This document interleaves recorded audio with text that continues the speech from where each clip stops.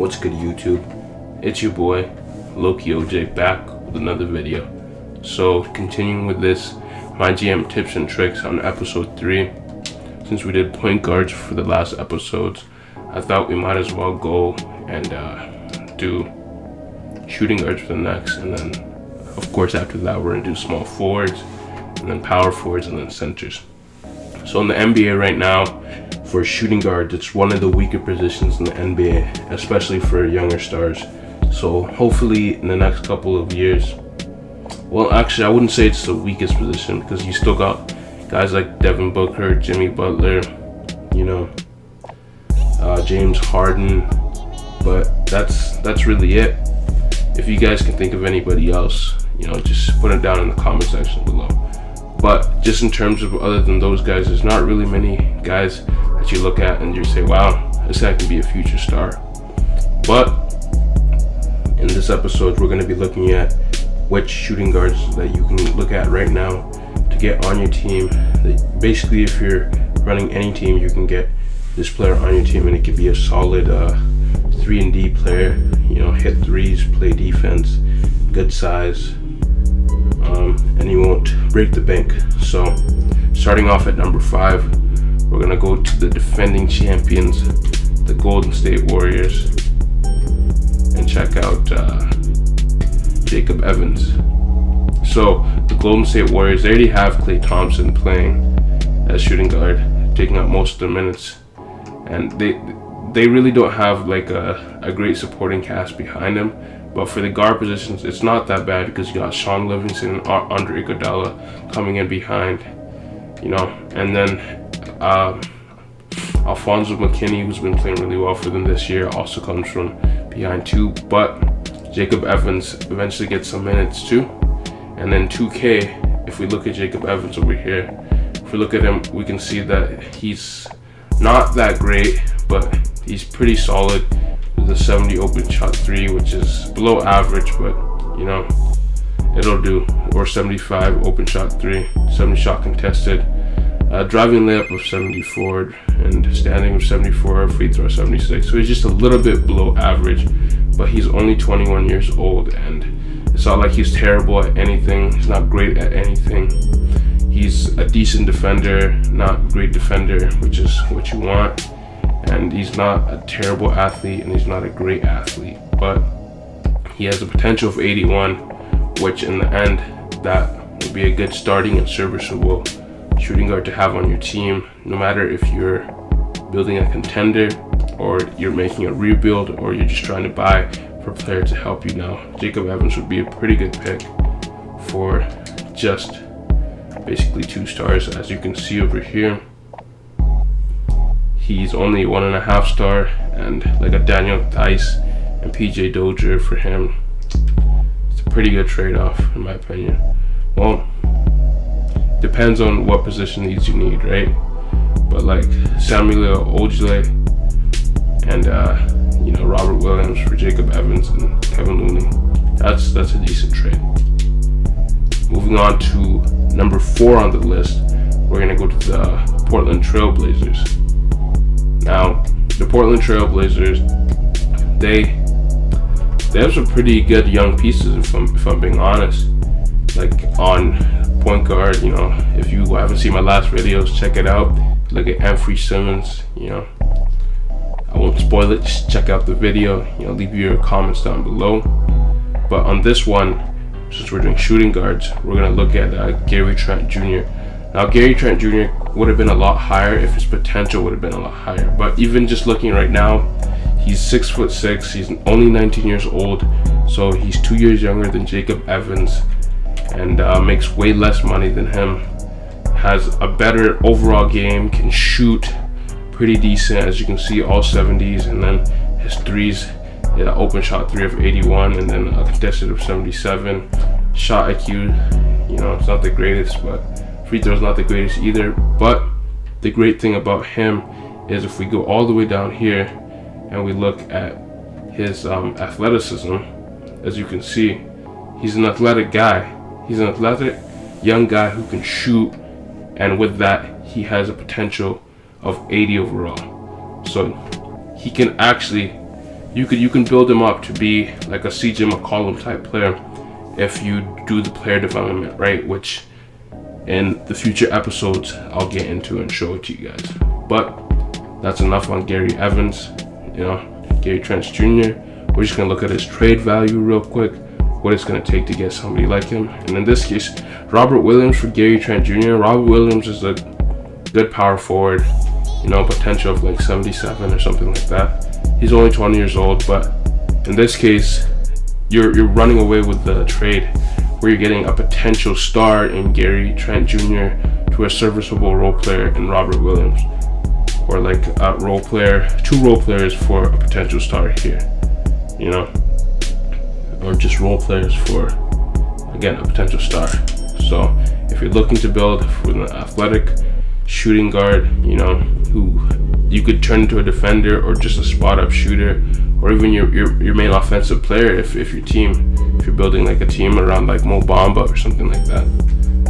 Gary Trent Jr. might be the guy to look into if you don't want to look into the draft for your point guard. Now, for the third guy on our list, we're gonna go to the Los Angeles Lakers, my team, the Los Angeles Lakers. And as a shooting guard, I'm pretty sure if you're a fan of the Lakers, you probably already know who I'm gonna talk about here. But if you don't, it's simple, it's easy, gonna show you anyhow. It's my man Josh Hart. Now Josh Hart on this list, he's gonna be the oldest player on this list at 23, which is still young enough for you to grow around. But his value, the reason why he's at number 3 is because even though he is a little bit older, he makes up for it for being able to be placed into a team right away. So you can just pick him up and he'll be either be your 6-man or starting serviceable point guard. And on top of that, he can hit the open shot 3, as we look at his stats over here. Not a great mid-range shooter, but you just need a 3-and-D guy. It's not going to be a superstar, but he's going to be a very good player, almost a star if you need him to be. So open shot 3 of 84, contested shot 3 of 84, off the dribble of 80, shot IQ of 88. Not a good free throw, but his standing layup and driving layup is good. And he's also a decent defender, as you can see over here. 72, 70, 70. Not great, but of course he can grow into a good defender. In real life, he's actually like the Lakers' 3rd best defender in my opinion. But the reason why he's number 3 on this list is because of his potential, combined with everything else that he already brings to the table, with him being at already an 83 overall potential. And when you look to trade for him, for example, we're using the Boston Celtics. I use the Boston Celtics because they have the most assets and they allow me to show what you can get out of the player, more times than not. And in this case, like a Marcus Smart for Josh Hart trade, that's a no-brainer. In real life, if the Celtics can make this trade, they would make this trade. I don't know why the Lakers would accept this. It honestly doesn't make sense to me, but he's one of the very few players who's 2.5 stars, but you can get him for like the value of a player that's 1.5 or 2 stars. So if you want a good starting point guard who will be there for the rest of your MyGM series or playthrough, Josh Hart is the main man to get. That's why he's at number 3. But now for number 2 and 1, these type of players are going to be guys that you want to build your team around. They have the potential to do that. And starting with number 2, we're going to go all the way to the Phoenix Suns. Now the Phoenix Suns, you might be thinking that Devin Booker is the guy that we're talking about. But the problem with that is there's no value in that. You'd have to trade away your whole team to be able to get Devin Booker. So what's the next best thing from Devin Booker? Mikal Bridges. Now I know what you might be thinking. You might be thinking, oh, he's already old. He's already 22 years old. He doesn't have anything really going for him. But here's where the value comes in. So Mikal Bridges, as you can see, he's 22 years old. He's 6'7". He's in the same mold as Josh Hart, just a year younger, and he's still on his rookie contract. And with Mikal Bridges, not only is he a solid 3-point shooter, as you can see over here, well, with a 77 open shot 3 and 70 contested, not as good as Josh Hart, of course, but he's a better mid-range shooter than him. He can finish better in the close range, and his defensive stats are, you know, pretty similar. But since he's 6'7" and he has the ability to really play small forward, even though Josh Hart is 6'5" and he does play small forward, he'd be a better fit for it. And when we go down to his potential, he is an 84 overall, so just 1 overall higher than Josh Hart. Really, you can interchange them, but in my opinion, just the size is the main reason why I have him so high. Size is important, especially if you're going to be playing the games yourself and you want to have fun with it. Plus, he's just a good player to have, you know, especially if you develop him correctly and have everything going right. Now, for the last guy, we're going to go to the Brooklyn Nets. You know, I don't know what you think of the Brooklyn Nets. Who's on the Brooklyn Nets? Well, don't worry, we'll get to the Brooklyn Nets real quick. Now, the reason why I didn't show what the trade value was for Mikal Bridges was because usually I'm gonna have to go to a proposed trade and offer him a deal, because when I use a trade finder, the Suns, since they're a rebuilding team, they don't wanna give up any assets. But eventually I'll make a video showing how you can trade for players who are in a rebuilding team or contending team or a buying team, and the best method, you know, just another tips and tricks video to look out for in the future. But for the last guy, the number 1 guy who would be the best value for shooting guard on the Nets, we're going to be looking at this guy. I don't know how to pronounce his name exactly. I think it's Dazan Musa. If there's anyone from like Croatia that knows how to pronounce it, you know, just correct me down in the comment sections below. But as you can see, the important thing about Dazan over here, even though he is 19 years old and 71 overall, that's not what's important for me. The most important thing about him is the fact that he's 6'9". He's 6'9" for a shooting guard. That in itself is an advantage. That's like Kevin Durant, basically Kevin Durant right there, right? So now when we look deeper into him, and then we see over here his open shot mid-range is a 74, and his open shot 3 is a 75, his shot 3 of 72, and he's only a 71 overall. So as you can tell, he already has a lot of positives going from him, even just on the shooting and the driving and standing layup, you know, all those things. He may not be much of an athlete, but he's a shooter, and he has the size to make up for the lack of athleticism. He has the ball control, be able to take the ball. No passing vision, but you don't really need him to, because he's mainly going to be a scorer. And his defense isn't great, but then again, with the size and with already the offensive tools that he has with his development, if you do it correctly, he can easily be a star, since he is only 19 years old.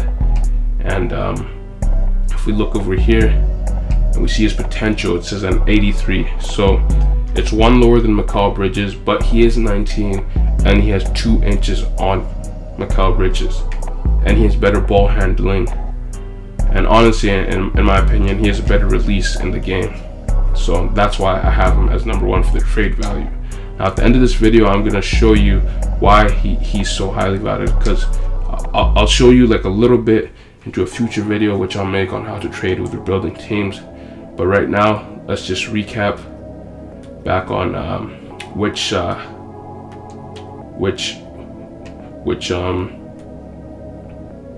guys I put where, and you know, then I'll show you guys quickly how to trade for him.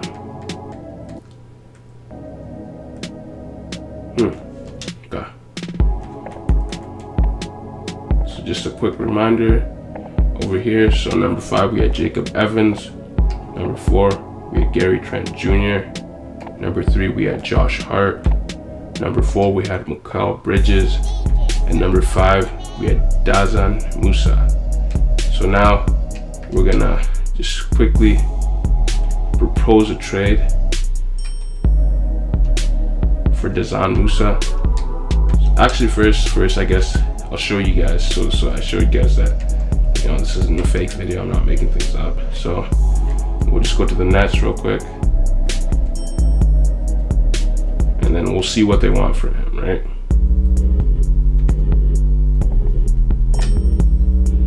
So keep in mind the Nets are a rebuilding team, so they'd want draft picks and young players, right? So we go to the Brooklyn Nets, and then we look at Dazan Musa, and we see what the Nets want from him.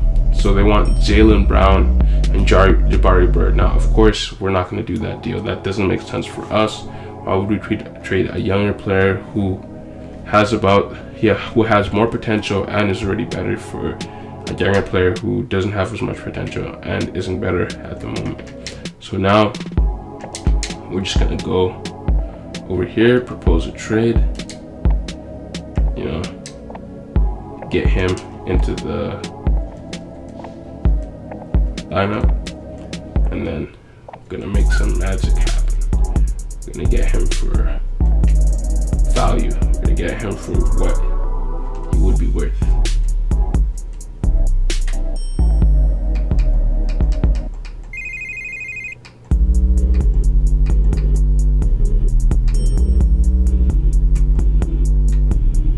Now, if you guys have seen him play in real life, he's actually pretty good. Like, he's been looking really good. The Nets have been looking really good.